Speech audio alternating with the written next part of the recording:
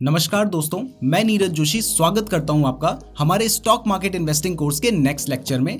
इस लेक्चर में आज हम आपको एक ऐसा मेथड सिखाएंगे जिससे मैं खुद वैल्यूएशन का एनालिसिस करता हूं। इस मेथड का वैसे तो कोई नाम नहीं है, लेकिन इसका प्रिंसिपल बहुत हद तक डिस्काउंटिंग के मेथड से मिलता जुलता है। तो चलिए इसे एशियन पेंट्स के स्टॉक का एग्जाम्पल लेकर समझते हैं। तो एशियन पेंट्स ने ईयर 2022 में 3085 करोड़ का प्रॉफिट कमाया था। तो अब हम तीन सिनेरियो के हिसाब से इसका वैल्यूएशन एनालिसिस कर सकते हैं, जो कि है बुल केस, मॉडरेट केस और बेस केस सिनेरियो। तो सबसे पहले बुल केस की बात करते हैं। तो बुल केस में हम ये अज्यूम करके चलते हैं कि एशियन पेंट्स अपने प्रॉफिट को अगले 5 साल में 20% के रेट से कंपाउंड करेगा, यानी कि 5 साल के बाद एशियन पेंट्स का जो टोटल प्रॉफिट होगा वो होगा 7,542 करोड़ रुपए। तो अभी इसका जो ईपीएस मतलब अर्निंग पर शेयर है वो करीब 38 के आसपास है। तो अगर ये 20% के रेट से इंक्रीज होता है तो 5 साल के बाद इसका अर्निंग पर शेयर हो जाएगा 94 रुपीज का। अब एशियन पेंट्स करंटली 70 रुपीज के पीई पर ट्रेड कर रहा है, तो 5 साल बाद भी अगर हम ये मान के चलते हैं कि ये 70 के पीई पर ही ट्रेड करेगा और अर्निंग पर शेयर के अकॉर्डिंग उसी रेट से स्टॉक की प्राइस भी इंक्रीज होगी। तो इस हिसाब से अगर इसकी फ्यूचर प्राइस हमें कैलकुलेट करनी है तो पी रेशियो का फॉर्मूला होता है share price divided by earning per share. ये मैंने आपको पिछले लेक्चर्स में बताया है। तो अब अगर इसी फॉर्मूला के हिसाब से हमें 5 साल बाद की शेयर प्राइस निकालनी है तो शेयर प्राइस का फॉर्मूला होगा earning per share multiply with P ratio. अब क्योंकि हम ये मानकर चल रहे हैं कि 5 साल बाद इसका अर्निंग पर शेयर 20% के रेट से ग्रो करेगा, तो इसका जो अर्निंग पर शेयर है वो 94.5 का होगा और पी रेशियो आज के बराबर यानी 70 का ही रहेगा। तो इस हिसाब से इसके शेयर की प्राइस निकल कर आती है 94.5 multiply with 70 is equal to 6,615 rupees. तो बुल केस के सिनेरियो में इसके शेयर की प्राइस 5 साल बाद होगी 6,615 रुपीज, और क्योंकि अभी एशियन पेंट्स के शेयर की प्राइस 2,800 रुपए के आसपास है, तो इस हिसाब से बुल केस सिनेरियो में एशियन पेंट्स के शेयर की प्राइस 18.76 के CAGR रिटर्न दे सकती है। बट कंडीशन ये है कि वो अगले 5 साल तक 20% के रेट से प्रॉफिट को ग्रो कर सके और उसका पी रेशियो 70 का ही रहे। ध्यान रहे कि ये सब हम आपको सिखाने के लिए एग्जाम्पल ले रहे हैं, शेयर की प्राइस बढ़ेगी या नहीं इसके लिए और भी बहुत सारे फैक्टर्स को हमें देखना होता है। तो ये था बुल केस। अब मॉडरेट केस के हिसाब से देखें तो इसमें हम ये मानकर चलते हैं कि एशियन पेंट्स 20 नहीं बल्कि 15% के रेट से ग्रो करेगा और उसका पीई भी 70 का नहीं रहेगा बल्कि घटकर 50 पर आ जाएगा। तो इस केस में हमारा जो फ्यूचर ईपीएस आएगा वो होगा 78 का। तो अगर सेम फॉर्मूला के हिसाब से प्राइस को कैलकुलेट करें तो इस केस में हमारी जो फ्यूचर प्राइस है वो होगी 50 मल्टीप्लाई विद 78, तो 3,900 रुपीज की हमारी प्राइस निकल कर आ जाएगी। तो इसका मतलब है कि एशियन पेंट्स के शेयर की प्राइस 6.85% के रेट से ग्रो होगी, जो कि इन्फ्लेशन के बराबर है। तो इस हिसाब से तो हम निफ्टी से ही लगभग 11% का रिटर्न एक्सपेक्ट करते हैं। तो ऐसे में हमें एशियन पेंट्स में उससे भी कम रिटर्न्स मिलेंगे। तो इन सब अजम्पशन के अकॉर्डिंग हमें एशियन पेंट्स में पैसे नहीं लगाने चाहिए। ये सिर्फ एक एग्जाम्पल है जो आपको सिखाने के लिए बताया गया है। अब जो थर्ड केस है वो है बेस केस। इसकी बात करें तो इस केस में हम ये अज्यूम करके चलते हैं कि एशियन पेंट्स अपने प्रॉफिट को अगले 5 साल में 10% से ग्रो करने वाली है और उसका जो पी रेशियो है वो घटकर 30 पे आ जाएगा। तो इस हिसाब से उसका जो फ्यूचर अर्निंग पर शेयर है वो 61 का निकल कर आता है। तो इस केस में फ्यूचर में उसकी प्राइस होगी 61 multiply with 30 is equal to 1830 rupees. तो बेस केस सिनेरियो में एक्चुअली एशियन पेंट्स के शेयर की प्राइस 8.13% के रेट से घटेगी। तो अब आप खुद डिसाइड कर सकते हैं कि आपको यहाँ पे क्या करना चाहिए। तो ये था वो तरीका जिससे मैं पर्सनली वैल्यूएशन को अप्रोच करता हूँ और मुझे काफी रिलायबल मेथड लगता है। पी रेशियो और पीबी रेशियो तो प्रेजेंट की बात करते हैं, तो अगर उसमें हम फ्यूचर की ग्रोथ को भी डिस्काउंट कर लें तो इससे हमें वैल्यूएशन की एक सही पिक्चर मिल जाएगी। अब अगर इस तरीके से हम डीमार्ट का वैल्यूएशन निकालें तो as per the data DMart के जो करंट अर्निंग पर शेयर चल रहा है वो 35 के आसपास चल रहा है और उसके शेयर की प्राइस अभी लगभग 3,300 रुपीज के आसपास है और इसका करंट पी 93 का है। तो बुल केस में अगर हम ये मानकर चल रहे हैं कि डीमार्ट अगले 5 साल तक अपने प्रॉफिट को 30% के CAGR से बढ़ाने वाला है।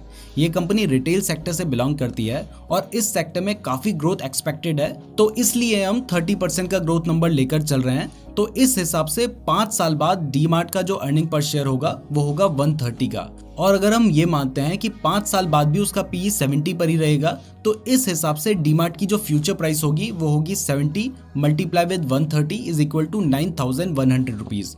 और क्योंकि अभी इसकी जो प्राइस है वो 3,300 रुपीज चल रही है, तो इस हिसाब से उसके शेयर की प्राइस 22.5% के रेट से ग्रो कर सकती है, जो कि एक बहुत ही अच्छा नंबर है। अब मॉडरेट केस की बात करें तो अगर हम अज्यूम करते हैं कि डीमार्ट 15% के रेट से ग्रो करेगा और उसका पी रेशियो 60 का होगा, तो इस केस में फ्यूचर अर्निंग पर शेयर 70 का होगा और future price 70 multiply with 60 is equal to 4,200 rupees की होगी। यानी इस केस में शेयर की प्राइस 5% के रेट से ग्रो करने वाली है। तो इस केस में तो आप शायद इन्फ्लेशन को भी बीट नहीं कर पाएंगे। और अगर बेस केस की बात करें तो इस केस में हम अज्यूम करके चलते हैं कि डीमार्ट 12% के रेट से ग्रो करने वाला है और उसका पी रेशियो 60 का होने वाला है। तो इस केस में future earning per share 62 rupees का होगा और फ्यूचर प्राइस 62 मल्टीप्लाई विद 60 यानी 3,720 रुपीज होगी।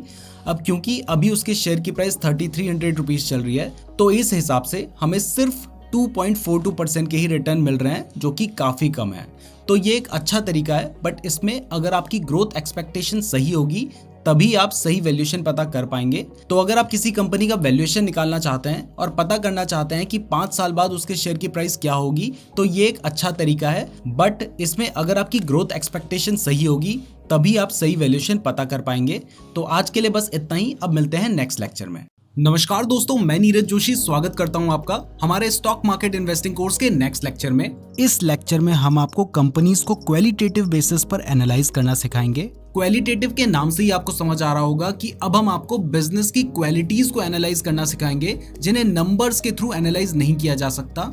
फॉर एग्जाम्पल, अगर मैं आपसे पूछूं कि इंडिया में सबसे अच्छा पिज्जा कौन बनाता है, तो आप में से ज्यादातर लोग शायद डोमिनोज का नाम लेंगे, क्योंकि उनका टेस्ट अच्छा है। तो यहाँ पर टेस्ट एक क्वालिटेटिव फैक्टर है जिसे हम नंबर्स के थ्रू एक्सप्रेस नहीं कर सकते हैं। अब ये तो सिर्फ एक एग्जाम्पल था।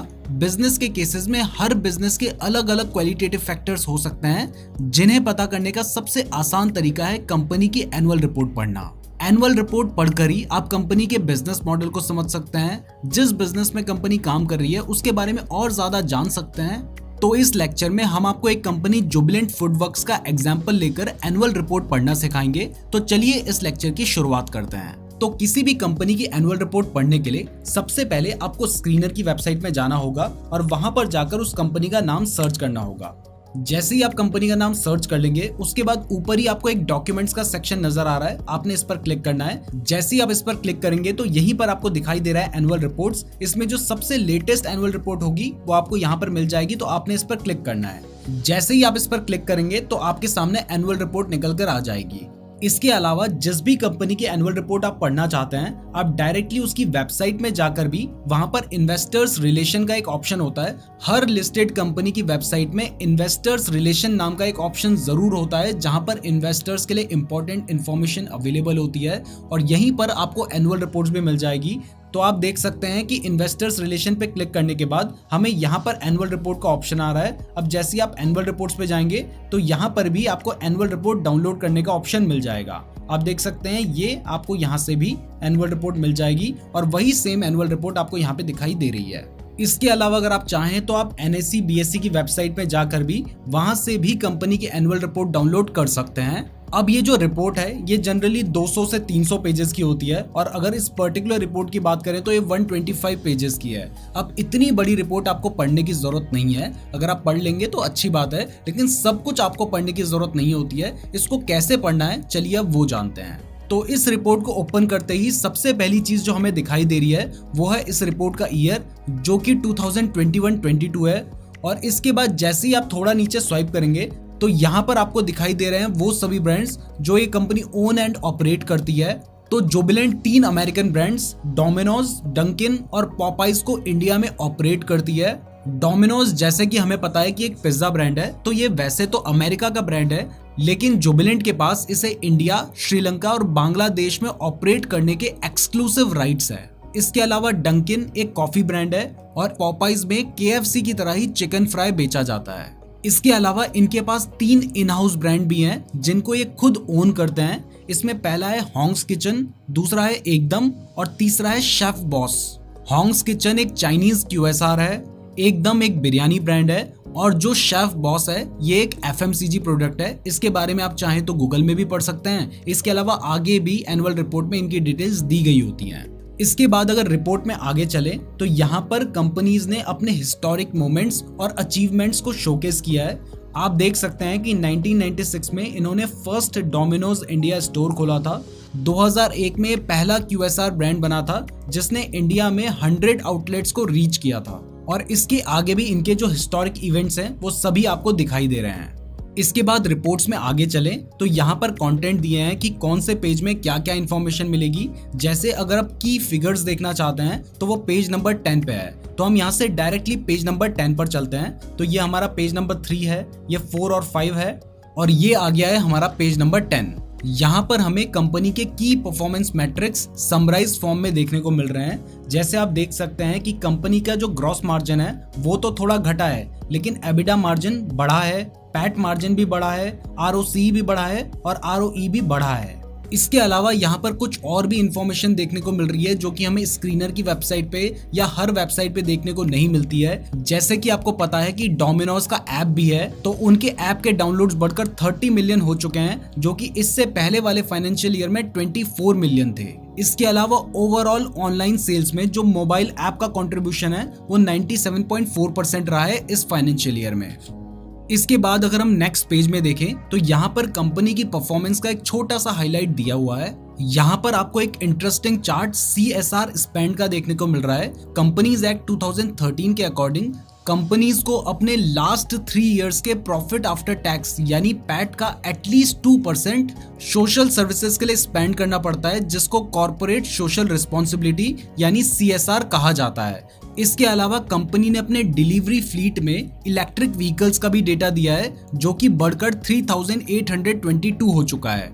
इसके बाद जैसे ही हम नेक्स्ट पेज में आएंगे तो यहाँ पे हमें चेयरमैन मैसेज देखने को मिल रहा है, जिसको ज्यादातर लोग इग्नोर कर देते हैं, लेकिन ये बहुत ज्यादा इंपॉर्टेंट होता है क्योंकि इसमें जो कंपनी के चेयरमैन है वो हमें कंपनी के बारे में समराइज करके बहुत कुछ बता देते हैं।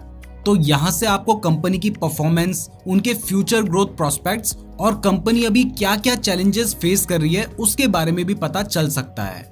जैसे अगर हम यहाँ पर फूड इंडस्ट्री लैंडस्केप के बारे में पढ़ें तो यहाँ पे लिखा है अकॉर्डिंग टू यूरो मॉनिटर, जो इंडिया का फूड सर्विसेज मार्केट है उसकी वैल्यूएशन 2021 में $44 बिलियन थी, जो कि 2020 में जब कोरोना आया था तब घटकर $32 बिलियन हो गई थी। लेकिन ये अभी भी $58 बिलियन जो 2019 में रजिस्टर हुआ था कोरोना से पहले उससे लो है, ऐसा उन्होंने यहीं पर बता दिया है। इसके अलावा यहाँ पर यह भी लिखा है कि पेंडेमिक के चले जाने के बाद भी अभी भी अनसर्टेनिटीज बनी हुई हैं। सप्लाई चेन्स जो डिसरप्ट हुए थे वो अभी भी जुड़े नहीं हैं। ऊपर से जियोपॉलिटिकल टेंशन जैसे रशिया और यूक्रेन वॉर की वजह से रॉ मटेरियल की प्राइसेस में बढ़ोतरी देखी गई है और उससे फूड सर्विसेज भी बढ़े नहीं है। इसके अलावा इन्होंने यहाँ पर यह भी बताया है कि पेंडेमिक के टाइम पर लोगों ने घर का खाना खाने की बजाय बाहर से ज्यादा खाना ऑर्डर किया, जिससे इनकी बिजनेस में एक ग्रोथ देखने को मिली थी। इसके अलावा चेयरमैन ने बताया कि उन्हें लगता है कि टेक अवे डाइनिंग से ज्यादा चलने वाला है, जो कि इनके लिए अच्छा है क्योंकि इससे इनकी जो रेंटल कॉस्ट है, स्टाफ कॉस्ट है, इलेक्ट्रिसिटी बिल है वो बच सकता है। चेयरमैन को लगता है कि ऑर्गेनाइज्ड प्लेयर्स इस इंडस्ट्री में अब ज्यादा हावी रहने वाले हैं। अभी भी अनऑर्गेनाइज्ड प्लेयर्स जैसे जो लोकल ठेले वाले होते हैं या फिर जो लोकल शॉप्स होती हैं उनके पास 66% मार्केट शेयर है।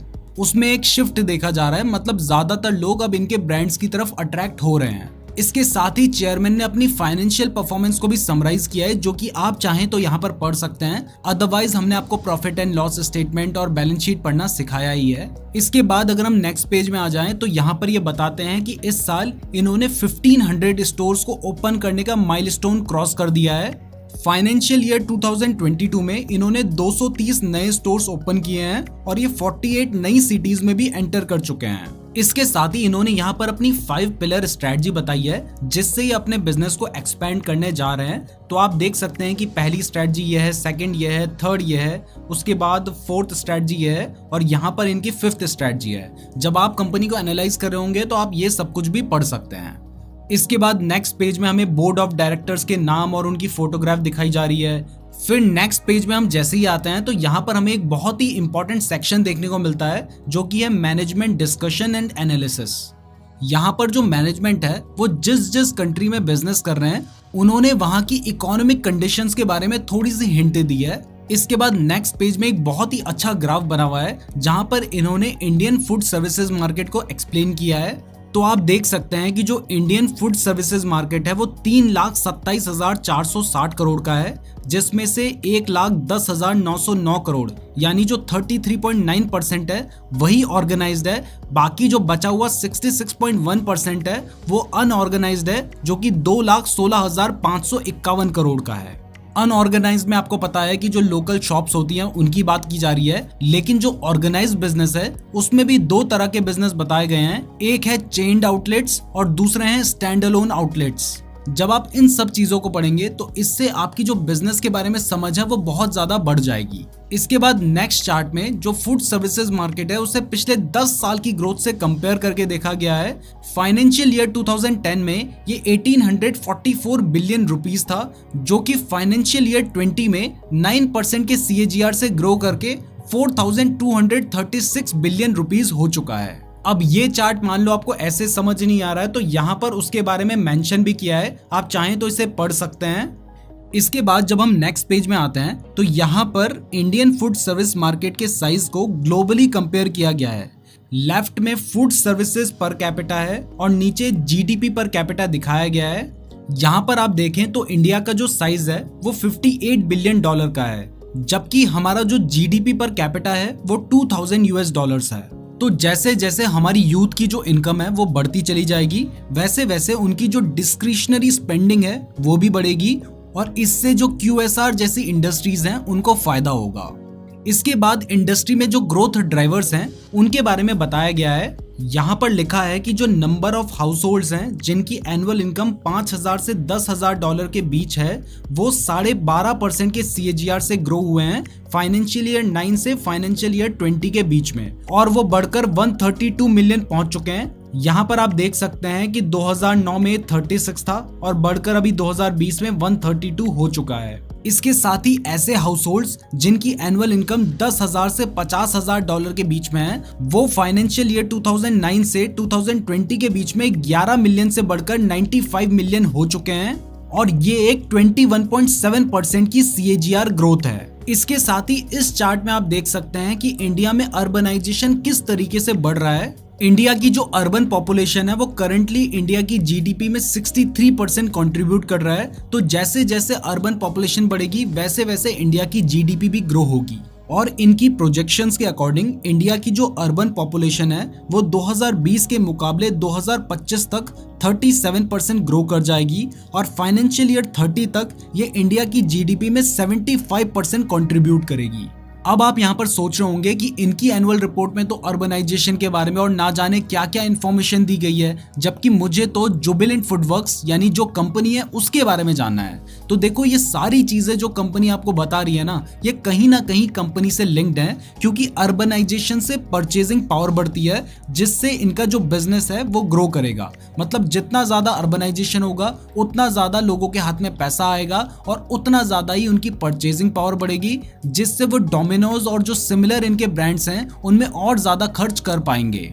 इसके बाद चार्ट 7 में आप देख सकते हैं कि इंडिया की जो मीडियन एज है वो बाकी सारी कंट्रीज के कंपैरिजन में कम है, जो कि इंडिया के लिए एक एडेड एडवांटेज है। इंडिया की जो मीडियन एज है वो 28.1 है, यानी इंडिया की जो पॉपुलेशन है वो यंग है, जबकि कोरिया और कनाडा की जो पॉपुलेशन है उनकी मीडियन एज 42 है, यानी वहां पर ओल्ड लोग ज्यादा रहते हैं। अब ये सब बताने के पीछे रीजन ये है कि आप जानते हैं कि ज्यादातर जो डोमिनोज या ऐसे ही किसी फूड चेन से ऑर्डर किया जाता है वो यूथ के द्वारा ही किया जाता है। तो जितना ज्यादा यूथ होगा, जितना ज्यादा उनके पास पैसा होगा, उतना ज्यादा ही वो डोमिनोज या सिमिलर ब्रांड से ऑर्डर करेंगे और उतना ज्यादा ही इस कंपनी का प्रॉफिट बढ़ेगा। तो ये सब चीजें एक दूसरे से लिंक्ड हैं, इसलिए बताई जा रही हैं। इसके बाद इनके अकॉर्डिंग इंडिया में 4G इंट्रोड्यूस होने की वजह से इनके एप्स के डाउनलोड बढ़े हैं, क्योंकि इससे लोगों के हाथ में अफोर्डेबल इंटरनेट और बेटर कवरेज है, जिससे लोग इनके ऐप के थ्रू ऑर्डर करते हैं। इसके अलावा भी इन्होंने बहुत सारे की ड्राइवर्स ऑफ ग्रोथ बताए हैं, यानी किस किस वजह से कंपनी की ग्रोथ हो रही है। आप चाहें तो इसे भी पढ़ सकते हैं। इसके बाद नेक्स्ट पेज में कॉर्पोरेट स्ट्रेटजी बताई जा रही है, जिसमें नीचे जो ये इलस्ट्रेशन दी गई है इसमें आप देख सकते हैं। वैसे तो यहाँ पर बहुत सारी इंफॉर्मेशन दी गई है जिसको आप पढ़ भी सकते हैं, बट अगर आप चार्ट को भी देखेंगे तो यहाँ पर भी काफी इंफॉर्मेशन है। जैसे फाइनेंशियल ईयर 2022 में इन्होंने 230 न्यू स्टोर्स खोले हैं, और ये जो स्टोर्स हैं इनके वो फाइनेंशियल ईयर 2021 में जो 1360 हुआ करते थे वो अभी बढ़कर 1567 हो चुके हैं। और आगे इन्होंने बताया है कि इनका मीडियम टर्म टारगेट है 3000 स्टोर्स तक पहुंचने का। इसके साथ ही इन्होंने यहाँ पर इनकी जो सिटी कवरेज है उसके बारे में बताया है, जो कि 337 है। फाइनेंशियल ईयर 2021 में ये 293 सिटीज को कवर कर रहे थे, अब ये 337 सिटीज को कवर कर रहे हैं। इसके बाद नेक्स्ट पेज में अगर हम आ जाएं तो यहाँ पर इन्होंने अपने प्रोडक्ट्स के बारे में बताया है, साथ ही ये जो अपने प्रोडक्ट्स में इनोवेशन कर रहे हैं और जो प्लेटफॉर्म में एक्सटेंशन कर रहे हैं उसके बारे में भी बताया है। जैसे फाइनेंशियल ईयर 17 में इन्होंने बर्गर पिज्जा लॉन्च किया था, फाइनेंशियल ईयर 18 में इन्होंने paneer makhani and chicken tikka pizza launch किया था, और फाइनेंशियल ईयर 22 में इन्होंने ओवरलोडेड चीज पिज्जा रेंज लॉन्च की है। इसके बाद यहाँ पर इन्होंने अपनी इंटरनेशनल ग्रोथ के बारे में बताया है। श्रीलंका में इनकी ग्रोथ किस हिसाब से हो रही है, जिसमें इन्होंने हाई इन्फ्लेशन के बारे में कुछ बताया है। बांग्लादेश में इनकी ग्रोथ किस हिसाब से हो रही है वो यहाँ पे इन्फॉर्मेशन दी गई है। यहाँ पर इन्होंने अपने प्री ऑर्डर एक्सपीरियंस के बारे में बताया है, जहाँ पर इन्होंने कहा है कि इन्होंने 1 स्टेप ऑनबोर्डिंग लॉन्च की है, और इसके साथ ही इन्होंने पोस्ट ऑर्डर एक्सपीरियंस के बारे में भी बताया है। अब इसके बाद अगर हम नेक्स्ट पेज में आ जाएं तो यहाँ पर आप देख सकते हैं कि इन्होंने अपने जो नए ब्रांड हैं उनके पोर्टफोलियो के बारे में यहाँ पे डिस्कस किया है। जैसे इनके जो फ्रेंचाइजी ब्रांड हैं डंकिन, उनके बारे में इन्होंने यहाँ पे इन्फॉर्मेशन दे रखी है। इसके बाद यहाँ पर इन्होंने पॉपाइज के बारे में बता रखा है, जो मैं आपको कह रहा था कि आपको इन्फॉर्मेशन यहाँ पे मिल जाएगी, वो इन्फॉर्मेशन यहाँ पे दिख रही है। अब ये तो इनके फ्रेंचाइजी ब्रांड है, लेकिन कुछ ऐसे भी ब्रांड हैं जो मैंने आपको बताया था कि ये खुद ओन करते हैं, जिसमें हॉन्ग्स किचन, एकदम और शेफ बॉस है, तो उसके बारे में इन्फॉर्मेशन यहाँ पर दी गई है। अब आपको पता है कि जुबिलेंट फूडवर्क्स का मैक्सिमम जो रेवेन्यू है वो डोमिनोज से आता है, लेकिन इसके बाद यहाँ पे एक इंटरेस्टिंग चार्ट दिखाई दे रहा है जिसमें इन्होंने न्यू ब्रांड पोर्टफोलियोज के बारे में बताया है, और इसमें आप देख सकते हैं कि सेकंड मोस्ट जो इनका रेवेन्यू आ रहा है वो डंकिन से आ रहा है, उसके बाद हॉन्ग्स किचन से आ रहा है। ये फाइनेंशियल ईयर 19 का डेटा है। अगर फाइनेंशियल ईयर 22 का डेटा देखें तो भी आप देख सकते हैं कि फाइनेंशियल ईयर 19 के कंपैरिजन में जो इनके अदर ब्रांड्स है वहां से भी इनका रेवेन्यू बढ़ा है। अब इसके बाद नेक्स्ट पेज में चलें तो यहाँ पर इन्होंने अपने एम्प्लॉइज हेल्थ एंड वेलबींग के बारे में बात किया है, जो कि आप चाहें तो पढ़ सकते हैं, बहुत ज्यादा जरूरी नहीं है। इसके बाद इन्होंने अपनी इंटीग्रेटेड सप्लाई चेन के बारे में बताया है। फिर इन्होंने सस्टेनेबिलिटी हाइलाइट्स के बारे में बताया है, यानी सस्टेनेबल डेवलपमेंट के लिए क्या क्या कर रहे हैं उसके बारे में इंफॉर्मेशन दी है। इसके बाद यहाँ पर प्रॉफिट एंड लॉस स्टेटमेंट दिया गया है, जिसको एनालाइज करना हम आपको ऑलरेडी सिखा चुके हैं। तो अब सीधा चलते हैं इनके की रेशियोज पे। तो यहाँ पर आप देख सकते हैं कि बहुत सारे ऐसे रेशियोज दिए गए हैं जिनको कंपनी ने एक्सप्लेन कर रखा है। मैं आपको बता दूं कि सेबी के रूल्स के अकॉर्डिंग अगर इन रेशियोज में कोई अचानक से चेंज आता है तो उसको कंपनी को सेबी को इन्फॉर्म करना होता है। जैसे आप देख सकते हैं कि इनके जो प्रॉफिटेबिलिटी रेशियोज हैं वो इंक्रीज हुए हैं, जिसके पीछे का रीजन है कि इनका रेवेन्यू और इनकी एफिशिएंसी इंप्रूव हुई है। इसके अलावा क्योंकि फाइनेंशियल ईयर 21 में इनके ऊपर कोई डेट नहीं था, तो इसलिए इनका जो इंटरेस्ट कवरेज रेशियो था वो इनएप्लीकेबल था। लेकिन फाइनेंशियल ईयर 22 में इनकी जो नीदरलैंड की सब्सिडरी है उसके लिए इन्होंने डेट लिया है, इसलिए कंसोलिडेटेड बेसिस पर अब आपको बैलेंस शीट में डेट दिखाई दे रहा है। अब इसके बाद देखो, अगर आपको रेशियो समझ नहीं आते हैं तो यहाँ पे एक्सप्लेनेशन ऑफ रेशियो भी दिया गया है कि उन्हें किस तरीके से कैलकुलेट किया गया है। अब इसके बाद नेक्स्ट कंपनी ने कहां पर इक्विटी स्टेक खरीदा है उसके बारे में यहाँ पर इंफॉर्मेशन दी गई है। तो इसी के साथ हमारा जो मैनेजमेंट डिस्कशन है वो खत्म होता है। इसके बाद नेक्स्ट इन्फॉर्मेशन जो हमें देखनी है वो है बोर्ड ऑफ डायरेक्टर्स के बारे में। अब बोर्ड ऑफ डायरेक्टर्स की जो इमेज थी और जो नाम थे वो तो मैंने आपको पहले भी दिखा दिए थे, लेकिन इनके नाम और इमेज से तो कुछ नहीं होगा, आपको इनकी क्वालिफिकेशंस भी जाननी है, तो वो आगे आपको कहीं ना कहीं पे दी होगी। तो यहाँ पे हमने सर्च किया, वैसे आप ऊपर सर्च करके भी देख सकते हैं जो भी इन्फॉर्मेशन आपको देखनी है।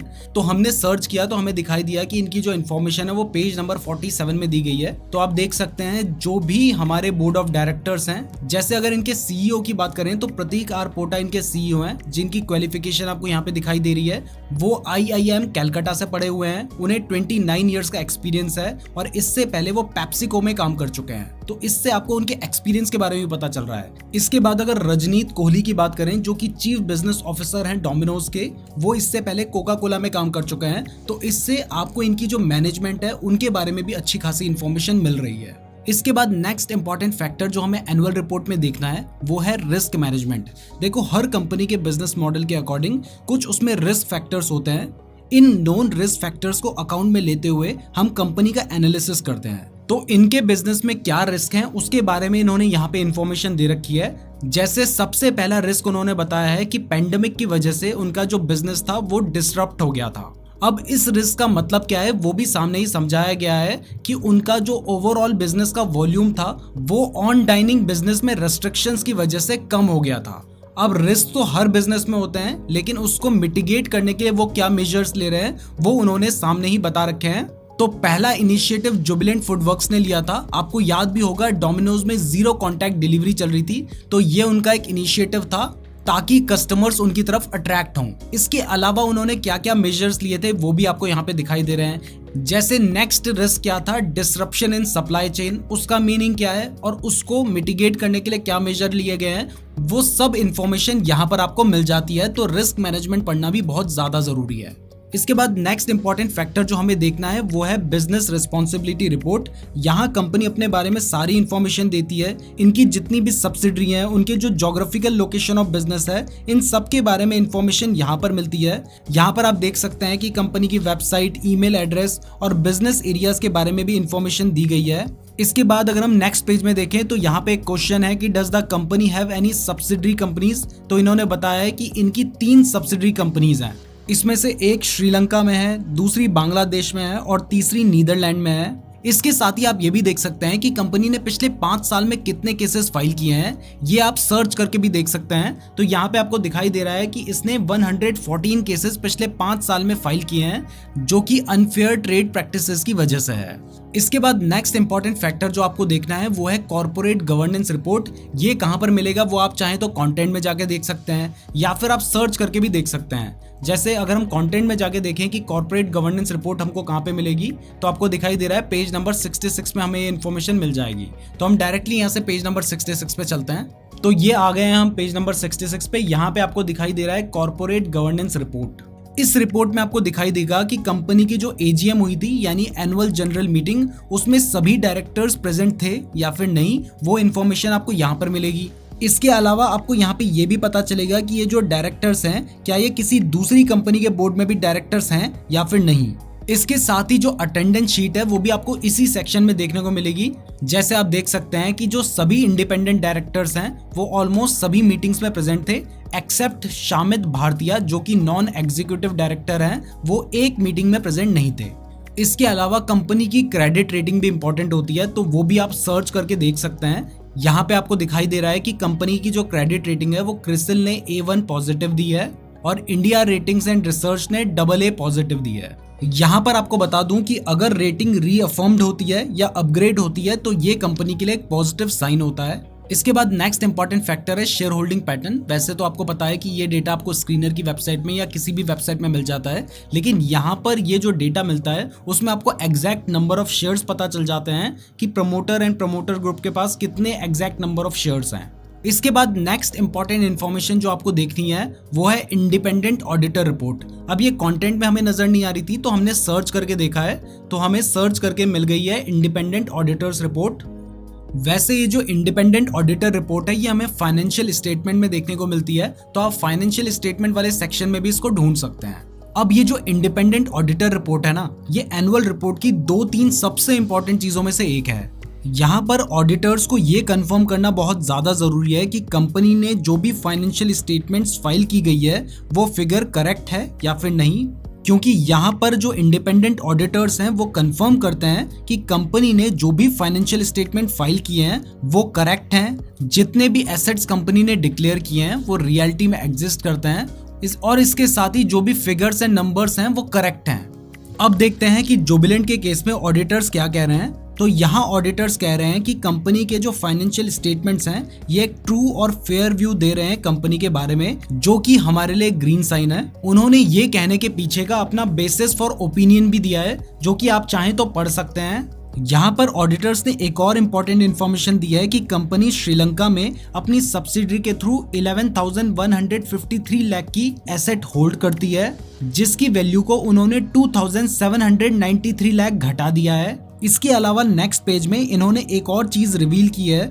कि जीएसटी मैटर्स में जो लिटिगेशंस पेंडिंग है उसका अमाउंट बहुत ज्यादा बढ़ गया है। ये जो सारे पेंडिंग टैक्स लिटिगेशंस है ना, इन्हें आप आगे कहीं पर देख पाएंगे। ये पेज नंबर 97 में दिखाई दे रहे हैं, जो भी पेंडिंग लिटिगेशंस हैं और उनकी क्या वैल्यू है वो आपको यहाँ पे देखने को मिल रही है। इसके साथ ही आपको यहाँ पर यह भी देखना चाहिए कि क्योंकि कंपनी बहुत ज्यादा बड़ी है तो इनका जो ऑडिट है वो कोई रिस्पेक्टेड फर्म कर रही होनी चाहिए। तो जुबिलेंट फूडवर्क के केस में डिलॉयट इनके लिए ऑडिट कर रहे हैं, जो कि एक बहुत बड़ी फर्म है। इसके बाद नेक्स्ट आपको फाइनेंशियल स्टेटमेंट्स भी एनुअल रिपोर्ट में मिल जाते हैं। यहीं से इंफॉर्मेशन लेकर स्क्रीनर में अपलोड की जाती है, आप चाहें तो यहाँ से भी इसे पढ़ सकते हैं। फाइनेंशियल स्टेटमेंट में एक इंपॉर्टेंट चीज जो आप यहाँ से पढ़ सकते हैं वो है नोट्स। आपको फाइनेंशियल स्टेटमेंट के थोड़े नीचे आप जाएंगे तो वहां पे देखने को मिलेंगे, ये आपको नोट्स देखने को मिल रहे हैं। जैसे यहाँ पर आप देख सकते हैं कि ऑडिटर कह रहे हैं कि अगर एक लिटिगेशन की फाइनेंशियल वैल्यू कंपनी कैलकुलेट नहीं कर पाती है तो उसे कंटिंजेंट लायबिलिटीज में डाला जाता है। इसके अलावा श्रीलंका के इकोनॉमिक क्राइसिस की वजह से वहां के बिजनेस में अभी जो अनसर्टेनिटीज बनी हुई है उसके बारे में भी यहाँ पे कहा गया है। इसके अलावा इसकी जो नीदरलैंड सब्सिडरी है उसने रशिया में इन्वेस्ट किया था और रशिया के यूक्रेन में अटैक करने के बाद रशिया को स्विफ्ट नेटवर्क से ब्लॉक कर दिया गया था, जो फिर से अनसर्टेनिटी पैदा करता है। इसके अलावा यहाँ पर आप देख सकते हैं कि कंपनी के जो ऑडिटर्स हैं उन्होंने कंपनी के रेवेन्यू रिकॉग्निशन मॉडल को डिस्क्लोज किया है, जो कि आप चाहें तो पढ़ सकते हैं, वैसे आपको पढ़ना भी चाहिए। नोट से बेसिकली आपको 3 इंपॉर्टेंट चीजें देखने को मिलती हैं, जैसे किस बेसिस पे यानी अकाउंटिंग मेथड से एसेट्स और लायबिलिटीज को वैल्यू किया गया है, किस बेसिस पे प्रॉपर्टी प्लांट्स और इक्विपमेंट को वैल्यू किया गया है और किस बेसिस पे डेप्रिसिएशन और अमोर्टाइजेशन को कैलकुलेट किया गया है। इसके अलावा आपको इन्वेंट्रीज को किस तरीके से कैलकुलेट किया गया है ये देखना चाहिए और ट्रेड रिसीवेबल्स भी देखने चाहिए, स्पेशली ऐसे ट्रेड रिसीवेबल्स जो कि रिस्की है और शायद वापस नहीं आएंगे। इसके बाद नेक्स्ट इंपॉर्टेंट फैक्टर जो आपको देखना है वो है कंटिंजेंट लायबिलिटीज। ये भी आप सर्च करके देख सकते हैं। कंटिंजेंट लायबिलिटीज के बारे में मैंने आपको पहले ही बता रखा है कि ये ऐसी लायबिलिटीज हैं जो अचानक से कंपनी के ऊपर आ सकती हैं, और ध्यान रखिए कि ये कंपनी की बुक वैल्यू के 15% से ज्यादा नहीं होनी चाहिए। इसके बाद लास्ट और शायद एनुअल रिपोर्ट की सबसे ज्यादा इंपॉर्टेंट चीज जो आपको पढ़नी चाहिए वो है रिलेटेड पार्टी ट्रांजैक्शन। इससे हमें कंपनी के एथिकल बिहेवियर के बारे में बहुत सारी चीजें पता चलती है। रिलेटेड पार्टी ट्रांजैक्शंस बहुत ही ग्रे एरिया में आते हैं और कौन सा रिलेटेड पार्टी ट्रांजैक्शन सही है और कौन सा गलत है ये बताना बहुत ही मुश्किल होता है। तो इतना ध्यान रखिए कि अगर कंपनी अपनी सब्सिडरीज से गुड्स बाय या सेल कर रही है तो ये उनकी टोटल सेल्स का 10% से ज्यादा नहीं होना चाहिए। अगर इससे ज्यादा है तो ये एक रेड फ्लैग है और उस पर फर्दर इन्वेस्टिगेशन करना बहुत ज्यादा जरूरी है। यहाँ पर सबसे पहले कंपनी रिलेटेड पार्टीज के नाम और उसके साथ की रिलेशनशिप को डिस्क्राइब करते हैं, जो कि आप देख सकते हैं। इसके अलावा रिलेटेड पार्टी ट्रांजैक्शन में आपको डायरेक्टर्स की सिटिंग फीस भी डिस्क्लोज की जाती है, जो कि आप पढ़ सकते हैं। तो दोस्तों वैसे तो पूरी एनुअल रिपोर्ट बहुत ज्यादा इंपॉर्टेंट होती है, लेकिन अगर आप ये सारी इन्फॉर्मेशन भी एनुअल रिपोर्ट में पढ़ लेते हैं तो इससे आप कंपनी के बारे में बहुत ज्यादा इंपॉर्टेंट इन्फॉर्मेशन को जान सकते हैं। तो आज के लेक्चर के लिए बस इतना ही, अब मिलते हैं नेक्स्ट लेक्चर में। नमस्कार दोस्तों, मैं नीरज जोशी स्वागत करता हूं आपका हमारे स्टॉक मार्केट इन्वेस्टिंग कोर्स के नेक्स्ट लेक्चर में। अगर आपसे कोई अननोन पर्सन पैसे मांगे ये बोलकर कि मैं 1 साल में अपने बिजनेस से पैसा डबल करके आपको लौटा दूंगा, तो क्या आप उसे ऐसे ही पैसा दोगे? ज्यादातर केस में आप नहीं दोगे। आप पहले उसका बैकग्राउंड चेक करोगे, उसके बिजनेस को समझोगे, वो इंसान ऑनेस्ट है या नहीं है ये पता करने की कोशिश करोगे, और उसके बाद अगर आपको सही लगता है तो ही आप उसे पैसे दोगे। तो यही सेम प्रिंसिपल इन्वेस्टिंग में भी अप्लाई होता है। जब भी आप किसी कंपनी में इन्वेस्ट करते हैं तो आपको उसकी मैनेजमेंट का एनालिसिस भी करना चाहिए आईपीओ इशू करने से पहले, और उसके बाद आज तक मैनेजमेंट ने जितनी एक्टिविटीज की हैं उसे एनालाइज करके देखिए कि क्या मैनेजमेंट एथिकल, ऑनेस्ट और केपेबल है या नहीं, और इसी प्रोसेस को हम मैनेजमेंट एनालिसिस कहते हैं। तो आज के इस लेक्चर में हम आपको बताएंगे कि मैनेजमेंट एनालिसिस कैसे किया जाता है। तो चलिए इस लेक्चर की शुरुआत करते हैं। तो दोस्तों मैनेजमेंट एनालिसिस का सबसे पहला और सबसे आसान स्टेप है गूगल सर्च करके देखना। आप जिस भी कंपनी को एनालाइज कर रहे हैं गूगल में जाके उसके नाम के आगे फ्रॉड, स्कैम या कोर्ट केसेस लगाकर सर्च कीजिए। अगर उस कंपनी की मैनेजमेंट ने कोई स्कैम किया होगा और इसे सेबी ने पकड़ लिया होगा तो वो न्यूज में जरूर आया होगा, जो कि गूगल सर्च करके आपको पता चल जाएगा। फॉर एग्जाम्पल कुछ टाइम पहले आईसीआईसीआई बैंक की एक्स सीईओ चंदा कोचर पर यह आरोप लगा था कि उन्होंने फ्रॉड से अपने हस्बैंड की कंपनी और वीडियोकॉन ग्रुप को लोन दिया था। इसके अलावा इंडियन एक्सप्रेस ने भी ये एलेज किया था कि इन्होंने एसएसआर ग्रुप को भी सिमिलर तरीके से लोन दिया था, जिसके बाद आईसीआईसीआई बैंक ने इन्हें पोस्ट से हटा दिया था और इनके ऊपर एक इन्वेस्टिगेशन बिठाई गई थी, जिसके बाद चंदा कोचर और उनके हस्बैंड को सीबीआई ने अरेस्ट कर लिया था। अब क्योंकि ये सब आईसीआईसीआई बैंक में चल रहा था तो उस टाइम पर आईसीआईसीआई बैंक के शेयर ने बहुत खराब परफॉर्म किया था, लेकिन जैसे ही इनकी सीईओ चेंज हुई तब से इनके शेयर की प्राइस वापस रिकवर हुई है। तो ऐसे आप गूगल सर्च से कंपनी की मैनेजमेंट के बारे में पता कर सकते हैं। इसके बाद नेक्स्ट चीज जो आपको चेक करनी चाहिए वो है इनसाइडर ट्रेडिंग। ये एक बहुत ही कॉमन प्रैक्टिस है मैनेजमेंट के लिए एक इलीगल एक्स्ट्रा इनकम करने की। आप में से जिन्होंने भी स्कैम 1992 वेब सीरीज में एक सीन है जहां पर हर्षद मेहता एक कंपनी के प्रमोटर से बात करते हुए कहते हैं कि कैसे वो उसके शेयर की प्राइस को 90 रुपए तक बढ़ा सकते हैं। ये चीजें रियलिटी में बहुत ही कॉमन प्रैक्टिस है। एक बहुत रीसेंट आर्टिकल है जो आप देख सकते हैं। सेबी ने 51 लाख रुपीस का फाइन लगाया है एपेक्स फूड के प्रमोटर्स पर इनसाइडर ट्रेडिंग करने के चार्जेस में, और उसके बाद इसके शेयर की प्राइस गिर गई थी। अभी आपको चार्ट में दिखाई भी दे रहा है। तो अगर आप किसी कंपनी में इन्वेस्ट करते हैं तो उसमें भी आप इनसाइडर ट्रेडिंग को जरूर चेक करें। इसके लिए भी आप गूगल पर सर्च करके देख सकते हैं। इसके बाद नेक्स्ट है बोर्ड स्ट्रक्चर। इसके बारे में हमने पहले भी थोड़ी बहुत बात की है, बट आज थोड़ा डिटेल में इसके बारे में बात करते हैं। तो सेबी के रूल्स के अकॉर्डिंग एक कंपनी की बोर्ड में कंपनी के प्रमोटर्स और सीईओ के साथ साथ इंडिपेंडेंट डायरेक्टर्स भी होने चाहिए जो कि रिटेल शेयर होल्डर्स को रिप्रेजेंट करते हैं। और ये जो रेशियो है ये 50-50 होना चाहिए, यानी बोर्ड में अगर 10 मेंबर्स हैं तो 5 कंपनी के लोग होंगे और 5 इंडिपेंडेंट डायरेक्टर्स होंगे जिनका कंपनी के प्रमोटर्स से कोई लेना देना ना हो। इसके साथ ही रेम्यूनरेशन कमेटी, ऑडिट कमेटी और सीएसआर स्पेंड कमेटी में भी सिर्फ इंडिपेंडेंट डायरेक्टर्स होने चाहिए, अदरवाइज शेयर होल्डर्स के लिए फ्रेंडली डिसीजन नहीं लिया जाएगा। अब इस रूल की वजह से मैनेजमेंट को इंडिपेंडेंट डायरेक्टर्स लाने पड़ते हैं, लेकिन कई बार ये जो इंडिपेंडेंट डायरेक्टर्स होते हैं ना, ये एक्चुअल में इंडिपेंडेंट नहीं होते हैं, बल्कि इनका कंपनी में मटेरियल इंटरेस्ट होता है। जनरली आप देखेंगे कि कुछ कंपनीज में प्रमोटर्स के भाई बहन या रिश्तेदारों को ही इंडिपेंडेंट डायरेक्टर्स बना दिया जाता है, या फिर किसी ऐसे व्यक्ति को इंडिपेंडेंट डायरेक्टर बना दिया जाता है जिसने कंपनी की पास्ट में कोई हेल्प की हो। तो ऐसी कंपनीज जिनमें इंडिपेंडेंट डायरेक्टर से इंडिपेंडेंट ना हो उनसे दूर रहने में ही भलाई है। इसके बाद नेक्स्ट चीज जो आपको कंपनी का मैनेजमेंट एनालिसिस करते हुए देखना चाहिए वो है रेम्यूनरेशन, यानी बोर्ड ऑफ डायरेक्टर्स की सैलरी। बेसिकली जो कंपनीज एक्ट है उसके according board of directors company के नेट प्रॉफिट का मैक्सिमम 11% ही सैलरी ले सकते हैं।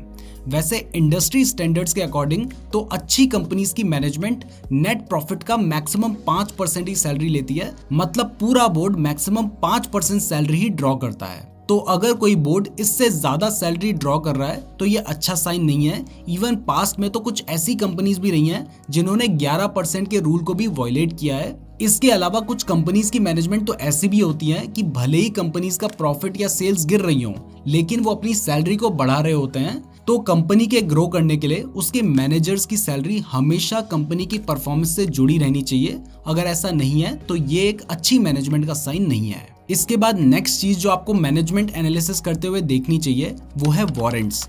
कई बार मैनेजमेंट अपने सस्ते में वारंट्स इशू करती है जिससे वो अपनी कंपनी के शेयर को मार्केट प्राइस से बहुत ज्यादा डिस्काउंट में खरीद सकते हैं। मान लो अगर मार्केट प्राइस 20 रुपए है और वारंट एक्सरसाइज 15 रुपए पे है, तो मैनेजमेंट अगर 15 रुपए में शेयर खरीद कर उसे 20 रुपए में बेच देगी तो इससे उसे सीधा सीधा 25% का रिस्क फ्री रिटर्न मिल जाएगा।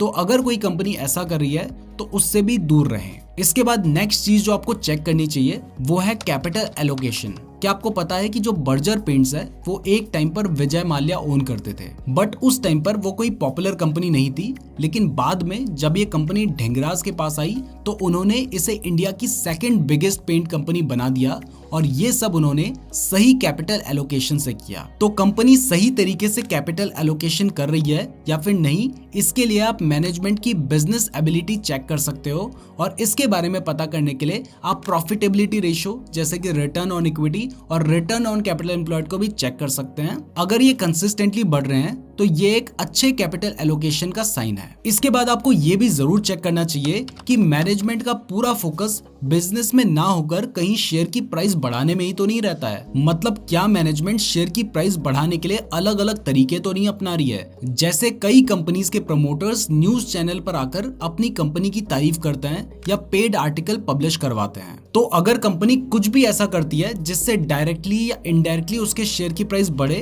तो ऐसी कंपनीज भी ठीक नहीं होती हैं। इसके बाद कुछ ऐसी कंपनीज भी होती हैं जो कि अपने प्रमोटर्स के पर्सनल लोन पर गारंटर बन जाती हैं। यानी अगर प्रमोटर डिफॉल्ट करता है तो कंपनी बैंक को पैसा वापस करेगी, जो कि शेयर होल्डर्स के साथ एक चीटिंग है। इसके अलावा कई बार प्रमोटर्स कंपनी से पैसा बाहर निकालने के लिए प्रमोटर्स उनके रिलेटिव या प्रमोटर की किसी दूसरी कंपनी को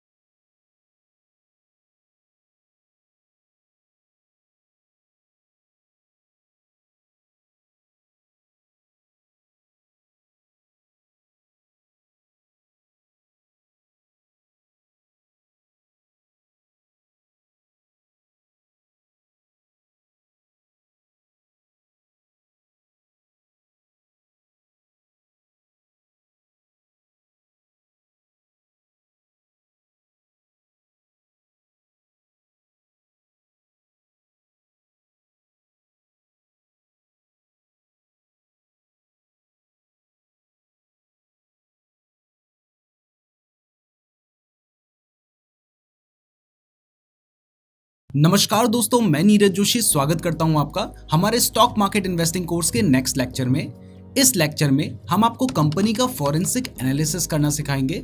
जैसे क्राइम का फॉरेंसिक एनालिसिस करने से क्रिमिनल को पकड़ा जा सकता है, वैसे ही कंपनी का फॉरेंसिक एनालिसिस करने से अकाउंटिंग फ्रॉड्स को पकड़ा जा सकता है।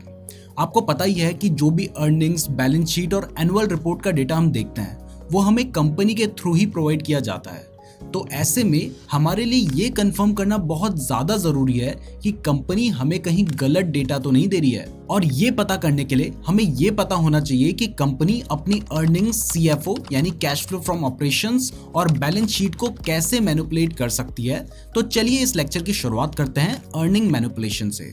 तो दोस्तों, शेयर की जो प्राइस है वो कंपनी के प्रॉफिट पर बहुत ज्यादा डिपेंडेंट होती है, और आजकल तो कुछ कंपनीज अपने मैनेजर्स की सैलरी को भी स्टॉक प्राइस की परफॉर्मेंस से लिंक कर देते हैं। तो इसलिए चांसेस होते हैं कि मैनेजर्स अर्निंग को मैनिपुलेट करें ताकि मार्केट में कंपनी की बुरी परफॉर्मेंस की न्यूज ना जाए। ये करने के बहुत सारे तरीके होते हैं, जैसे फेक सेल्स दिखाकर रेवेन्यू बुक करना, या जो रेवेन्यू अगले 3 महीने में आने वाला है उसे अभी से ही बुक कर लेना ताकि रेवेन्यू का जो फिगर है वो बढ़ा हुआ दिखे। इसके अलावा कई बार कंपनी अपने करंट एक्सपेंसेस कम दिखाती है जिससे प्रॉफिट ज्यादा दिखाई दे, या डेप्रिसिएशन कम करती है।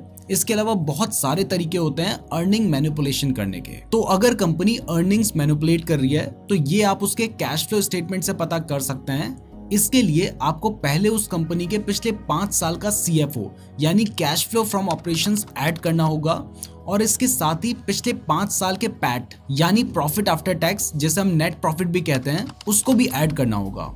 और उसके बाद 5 ईयर के सीएफओ को 5 ईयर के पैट से डिवाइड करना होगा। इससे आपको सीएफओ टू पैट रेशियो मिल जाएगा, जो कि अगर 1 से कम है तो इसका मतलब कंपनी अपने सारे प्रॉफिट्स को कैश में रिलीज नहीं कर पा रही है, और ये एक रेड फ्लैग हो सकता है। सिर्फ इसके बेसिस पर ही आप कंपनी को रिजेक्ट ना करें, बट ऐसे में आपको थोड़ा डीप डाइव करने की जरूरत होती है। इसके लिए आप उस सेक्टर की किसी दूसरी कंपनी का CFO टू पैट रेशियो निकाल कर देख सकते हैं, जिससे आपको पता चलेगा कि ये इंडस्ट्री लेवल की प्रॉब्लम है या फिर इस पर्टिकुलर कंपनी में ही प्रॉब्लम चल रही है। अब देखो, यहाँ पर हमने CFO यानी कैश फ्लो फ्रॉम ऑपरेशंस को पैट यानी प्रॉफिट आफ्टर टैक्स से कंपेयर करा था, बट अगर कंपनी CFO को ही फेक शो करे तो, क्योंकि मैनेजमेंट को भी पता चल चुका है कि आजकल लोग पैट के साथ साथ CFO को भी देखने लगे हैं, तो इसलिए कुछ कंपनीज ने कैश फ्लो स्टेटमेंट को भी फज करना शुरू कर दिया है। वैसे मैं आपको बता दूं कि आइडियली कैश फ्लो स्टेटमेंट को फज करना इतना इजी नहीं होता है, क्योंकि उसमें आपके बैंक अकाउंट में जो पैसा है वही आप दिखा सकते हैं, लेकिन वो पैसा कहां से आया है ये तो गलत तरीके से कैलकुलेट करके दिखाया जा सकता है ना। और आजकल यही ट्रिक्स कुछ कंपनीज अपनाती हैं। इसको करने का सबसे कॉमन तरीका है कैश फ्लो फ्रॉम इन्वेस्टिंग और कैश फ्लो फ्रॉम फाइनेंसिंग को कैश फ्लो फ्रॉम ऑपरेशंस में डाल देना, ताकि CFO का नंबर यानी कैश फ्लो फ्रॉम ऑपरेशंस का नंबर बढ़ा हुआ दिखाई दे। इसके अलावा कई बार कैश आउटफ्लो फ्रॉम ऑपरेशंस को भी companies cash flow from investing और फाइनेंसिंग में डाल देती हैं, जिससे भी CFO का नंबर बढ़ा हुआ दिखता है। फॉर एग्जाम्पल, मान लो एक कंपनी को किसी दूसरी कंपनी से अगले 10 साल के लिए प्रोडक्ट सप्लाई का ऑर्डर मिलता है। अब ऐसे में कई बार जो दूसरी कंपनी होती है ना, वो इस कंपनी से बैंक गारंटी मांगती है, जो कि मान लो कंपनी अपनी एसेट्स को प्लेज करके देती है, जिससे प्रोडक्ट को सप्लाई करने के लिए उसे कुछ पैसे मिलते हैं। अब ये पैसे क्योंकि कंपनी ने प्लेज करके लिए हैं, तो ये तो cash flow from financing activity से आने चाहिए थे। लेकिन अगर कंपनी अपना CFO ज्यादा दिखाना चाहती है तो वो इस पैसे को CFO में डाल सकती है। और ऐसे ही मान लो कंपनी कभी अपनी कोई फैक्ट्री या मशीनरी को सेल करती है, तो इससे भी उसके पास कुछ पैसा आएगा जो कि उसके बिजनेस से नहीं आया है। रोज तो कंपनी अपनी फैक्ट्री को सेल नहीं करती है, लेकिन अगर कंपनी अपने कैश फ्लो फ्रॉम ऑपरेशंस को मैनिपुलेट करना चाहती है तो वो इस पैसे को अपने CFO में दिखा सकती है। इसलिए जब भी आप किसी कंपनी को एनालाइज कर रहे हैं तो कैश फ्लो स्टेटमेंट के एक एक कंपोनेंट को गौर से पढ़िएगा। इसके बाद देखते हैं कि कंपनीज बैलेंस शीट को किस तरीके से मैनिपुलेट कर सकती हैं। तो ये करने के बहुत सारे तरीके हैं। इसमें सबसे पहला तरीका है अकाउंट रिसीवेबल्स को गलत तरीके से दिखाना। अगर एक कंपनी के अकाउंट रिसीवेबल्स बढ़ रहे हैं तो इसका मतलब है कि सेल्स करने के बाद भी कंपनी के पास कैश आने में ज्यादा टाइम लग रहा है, और इससे रिसीवेबल डेज भी बढ़ जाते हैं, जो कि एक रेड फ्लैग होता है। लेकिन कंपनी कभी भी नहीं चाहेगी कि ऐसा आपको दिखाई दे, तो वो कई बार फेक सेल्स बुक करती हैं ताकि अकाउंट रिसीवेबल्स कम दिखें। दूसरा तरीका है इन्वेंट्री मैनेजमेंट को कम दिखाना। अगर कंपनी की इन्वेंट्री बढ़ रही है तो ये एक अच्छा साइन नहीं है, तो इसको कम दिखाने के लिए कई बार मैनेजमेंट कुछ इन्वेंट्री को नॉन करंट क्लासिफाई कर देती है, जिसका मतलब है कि ये इन्वेंट्रीज अगले 12 महीने में यूज नहीं होंगी। इससे इन्वेंट्री काउंट कम दिखाया जा सकता है और कंपनी की खराब कंडीशंस को छुपाया जा सकता है। इसके अलावा फाइनेंशियल इंस्टीट्यूशंस कई बार बैड लोन्स को अंडर रिपोर्ट करते हैं या लोन एवरग्रीनिंग करते हैं, जिससे उनके जो अनप्रोडक्टिव एसेट्स होते हैं उनके बारे में लोगों को पता नहीं चलता है। लोन एवरग्रीनिंग एक प्रोसेस है जिससे बैंक्स या जो NBFCs होते हैं वो अपने ऑलरेडी एग्जिस्टिंग बोरोअर्स को एडिशनल लोन प्रोवाइड करते हैं ताकि उनका बिजनेस चलता रहे। आसान भाषा में आपको समझाऊं तो मान लो एक बैंक ने एक कंपनी को पहले लोन दिया था। अब कंपनी का बिजनेस मान लो खराब चल रहा है और वो लोन शायद कंपनी वापस पे बैक नहीं कर पाएगी, पर बैंक क्योंकि नहीं चाहता है कि उसका NPA बढ़े तो वो उसे एडिशनल लोन दे देता है, जिससे वो कंपनी बैंकरप्ट नहीं होती है और बैंक का NPS बढ़ा हुआ नहीं दिखता है। तो इन कुछ तरीके से कंपनी फ्रॉड कर सकती है, लेकिन सिर्फ इसको जानने से आपको फायदा नहीं होगा। आपको ये जानना ज्यादा जरूरी है कि ऐसे फ्रॉड्स को आप पकड़ कैसे सकते हैं। तो इसमें सबसे पहला तरीका तो हमने आपको बताया ही है कि अगर CFO टू पैट रेशियो 1 से कम है तो ये एक रेड फ्लैग है, लेकिन इसमें आप एटलीस्ट 5 साल का डेटा जरूर देखें, क्योंकि 1-2 साल में कुछ वन टाइम इवेंट की वजह से इस रेशियो में काफी ड्रास्टिक चेंज आ सकता है।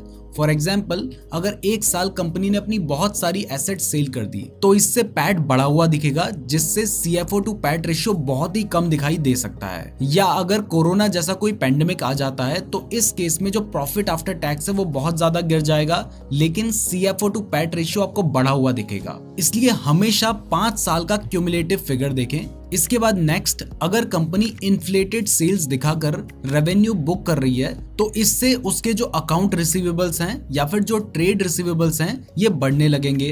तो अगर सेल्स से ज्यादा ट्रेड रिसीवेबल बढ़ रहे हैं तो उससे रिसीवेबल डेज भी बढ़ने लगेंगे और ये एक क्लियर इंडिकेशन होता है फेक सेल्स का। तो हमेशा जो ट्रेड रिसीवेबल्स हैं उसे सेल्स के साथ कंपेयर करके जरूर देखें। इसके बाद नेक्स्ट, अगर कंपनी बहुत साल पुरानी इन्वेंट्री को अपनी बैलेंस शीट में कैरी कर रही है तो फिर हो सकता है कि आज के टाइम पर वो इन्वेंट्री किसी काम की ना हो और तब उन्हें लॉसेस बुक करने पड़ेंगे, जिससे उनके प्रॉफिट आफ्टर टैक्स में अफेक्ट पड़ेगा। इसलिए बैलेंस शीट में ये भी जरूर चेक कर लें कि कंपनी बहुत साल पुरानी इन्वेंट्री को आगे बढ़ा तो नहीं रही है। इसके बाद एक और तरीका होता है अपने कैश फ्लो फ्रॉम ऑपरेशंस को बढ़ाने का, और वो है कंपनीज को एक्वायर करना।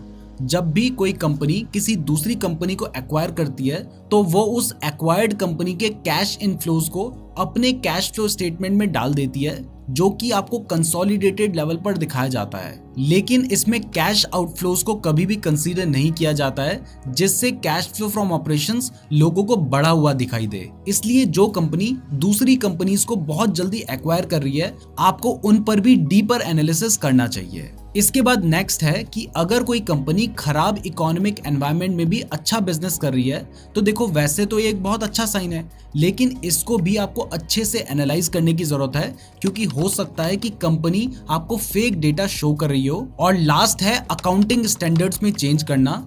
इससे मैनेजमेंट बहुत बड़ा फ्रॉड कर सकती है, क्योंकि इससे उन्हें लीगल लूप होल्स मिल जाते हैं सारी कैलकुलेशन टर्म्स को चेंज करने के। तो यही कुछ तरीके हैं जिससे आप कंपनी का फॉरेंसिक एनालिसिस कर सकते हैं। तो इस लेक्चर के लिए बस इतना ही, अब मिलते हैं नेक्स्ट लेक्चर में। नमस्कार दोस्तों, मैं नीरज जोशी स्वागत करता हूं आपका हमारे स्टॉक मार्केट इन्वेस्टिंग कोर्स के नेक्स्ट लेक्चर में। इस लेक्चर में हम इकोनॉमिक मोड्स के बारे में बात करेंगे। स्टॉक एनालिसिस करते हुए ये टर्म आपको बहुत बार सुनने को मिलेगी। तो चलिए इस लेक्चर की शुरुआत करते हैं। तो दोस्तों, आपको पता ही होगा कि ब्रिटिशर्स के आने से पहले हमारा देश कई छोटे छोटे राज्यों में डिवाइडेड था। इन स्टेट्स के सेंटर में एक राजमहल होता था जिसमें राजा और उसकी फैमिली रहती थी, और बाकी जो नॉर्मल लोग होते थे वो उसके इर्द गिर्द रहते थे। कई बार एक राज्य के राजा दूसरे राजा के ऊपर अटैक भी करते थे, तो ऐसे में राजमहल जहां राजा और उसकी फैमिली रहती थी उसकी प्रोटेक्शन बहुत ज्यादा जरूरी होती थी, क्योंकि अगर राजा गया तो समझो राज्य गया। इसलिए राजमहल की प्रोटेक्शन के लिए एक बहुत ही यूनिक तरीका अपनाया जाता था, जिसमें राजमहल की बाउंड्री के चारों तरफ एक बड़ा सा तालाब बनाया जाता था और उसमें मगरमच्छ छोड़ दिए जाते थे, ताकि कोई भी बाहर का व्यक्ति राजमहल में एंटर ना कर सके।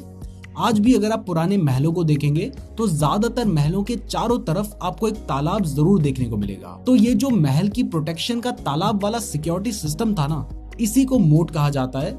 अब ये सुनकर आपको लग रहा होगा कि मोट का फाइनेंस में क्या काम है, तो मैं आपको बता दूं कि यही सिमिलर कंसेप्ट बिजनेस में भी यूज होता है, जहां पहले एक राज्य दूसरे राज्यों के इन्वेजन से खुद को सेफ रखने के लिए मोट बनाते थे, वहीं आज एक कंपनी दूसरी कंपनी के कंपटीशन से खुद को सेफ रखने के लिए मोट बनाती है।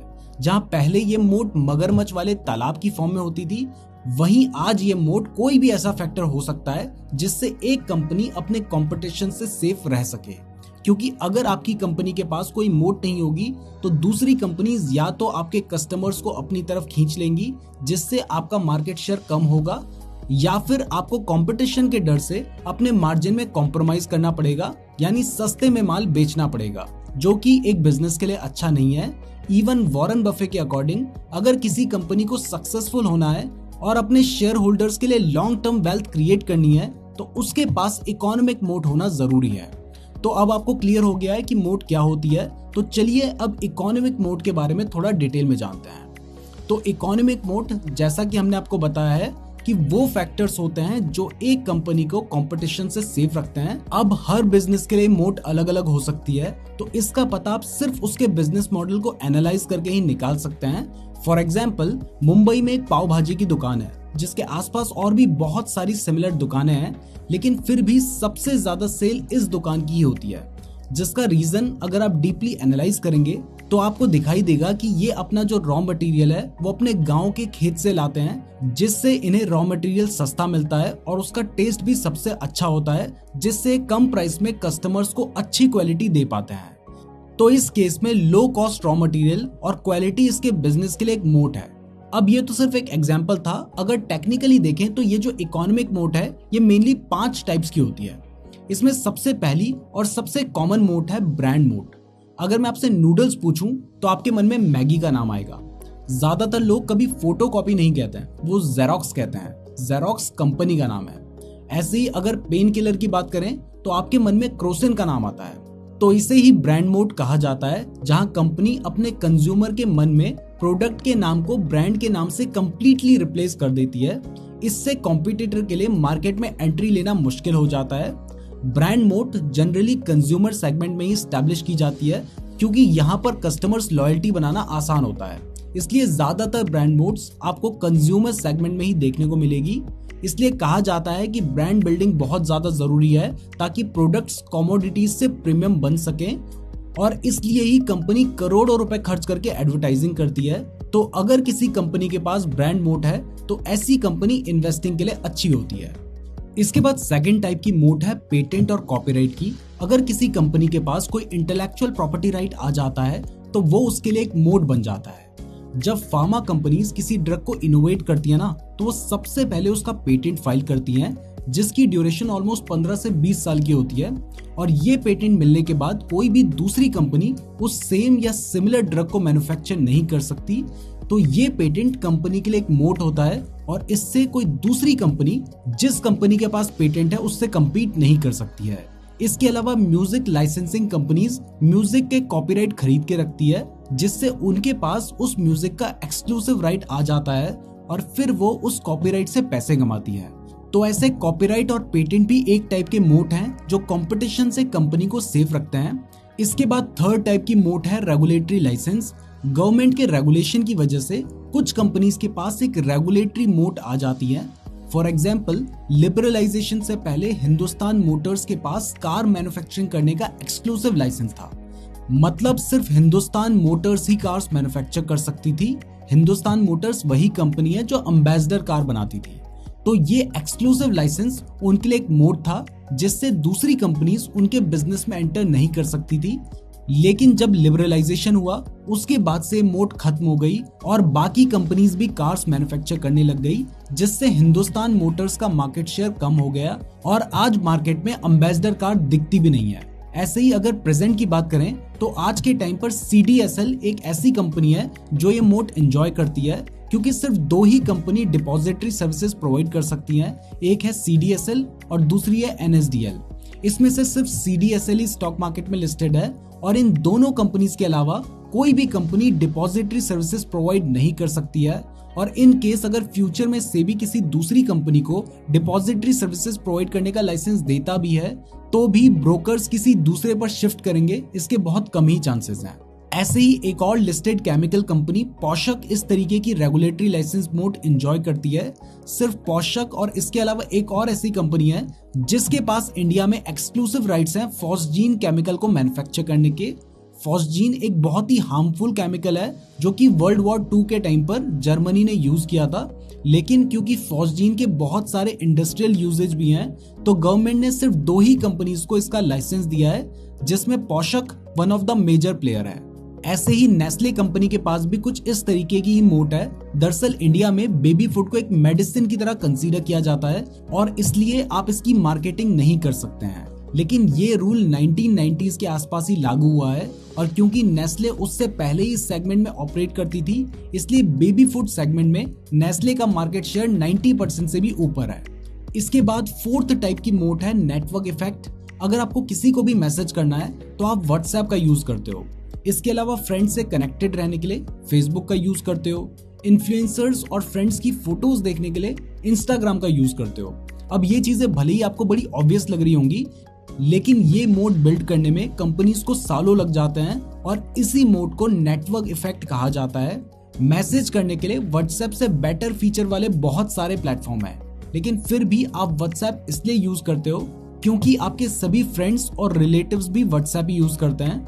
ऐसे ही अगर आपको किसी इन्फ्लुएंसर से कनेक्ट करना है तो इसके लिए आपको इंस्टाग्राम का यूज करना पड़ता है, क्योंकि सारे इन्फ्लुएंसर्स इंस्टाग्राम का ही यूज करते हैं, और इन्फ्लुएंसर्स भी इंस्टाग्राम का इसलिए यूज करते हैं क्योंकि सारी ऑडियंस भी इंस्टाग्राम का ही यूज करती है। तो इसी तरीके से जब कंज्यूमर और प्रोड्यूसर एक ही प्लेटफॉर्म में मिलते हैं तो नेटवर्क इफेक्ट बनता है। इंडियन एग्जाम्पल की बात करूं तो कुछ साल पहले तक यूपीआई एप्स के पास भी ये मोड थी।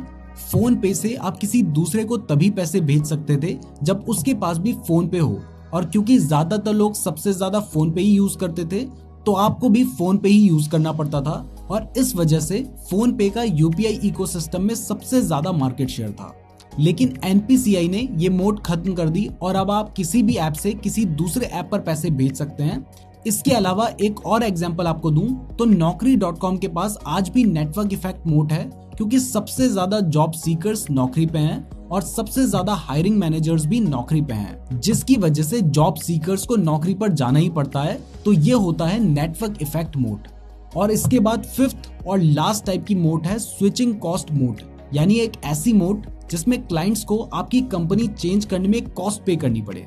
वो कॉस्ट कंपनी को चेंज करने में जो खर्च आएगा वो हो सकती है, या फिर कोई ऐसा रीजन जिसकी वजह से क्लाइंट को आपकी कंपनी चेंज करना इजी ना हो।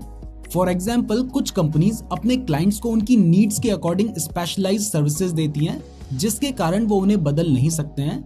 जैसे इंडियन आईटी कंपनीज जो अमेरिकन बैंक्स को सर्विसेज प्रोवाइड करती हैं, उन्हें वो जो अमेरिकन बैंक्स हैं वो रातों रात रिप्लेस नहीं कर सकते हैं।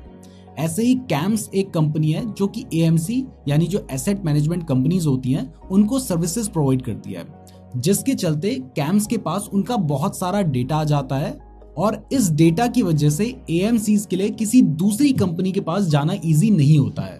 तो इन जनरल ये 5 तरह की मोड्स होती हैं जो कि आप कंपनी के बिजनेस मॉडल को एनालाइज करके पता कर सकते हैं, और अगर आपने जिस स्टॉक में इन्वेस्ट किया है उसके पास कोई मोड है तो ये उस कंपनी के लिए एक बहुत ही बड़ा पॉजिटिव साइन है। लेकिन क्लियर कर दूं कि इसका मतलब ये नहीं है कि अगर किसी कंपनी के पास कोई मोड नहीं है तो वो ग्रो नहीं कर सकती है, कर सकती है, बट जिस कंपनी के पास मोट होती है उसको क्योंकि कंपटीशन का डर नहीं रहता है, इसलिए वो कंपनी इजीली ग्रो कर सकती है और उसके प्रॉफिट मार्जिन भी जनरली हाई रहते हैं। तो आपको कंपनीज में मोट को भी जरूर कंसीडर करना चाहिए। तो इस लेक्चर के लिए बस इतना ही, अब मिलते हैं नेक्स्ट लेक्चर में।